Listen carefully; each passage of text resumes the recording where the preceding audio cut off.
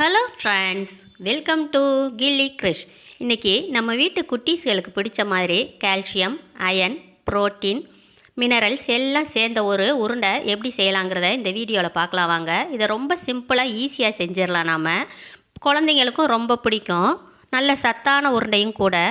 ஒரு நாளைக்கு டெய்லி ரெண்டு சாப்பிட்டாலே அவங்களுக்கு தேவையான எல்லா எனர்ஜியும் இதில் கிடச்சிரும். வாங்க எப்படி செய்கிறதுங்கிறத பார்க்கலாம்.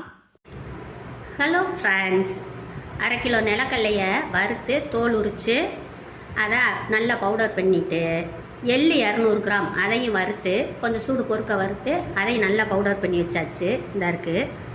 பக்கத்துலேயும் வெல்லம் 1/4 கிலோ வெல்லத்தை தண்ணி ஊற்றி நல்லா கொதிக்க வச்சு காய்ச்சி அதை வடிகட்டி வச்சுருக்கோம். இப்போ உருண்டை பிடிக்க வேண்டியது தான். வெல்லத்துக்கு கம்பி பதம்லாம் தேவையில்லை. காய்ச்சி நம்ம உருண்டை பிடிக்கிற அளவுக்கு காய்ச்சிக்கிட்டோம்னா போதுமானது.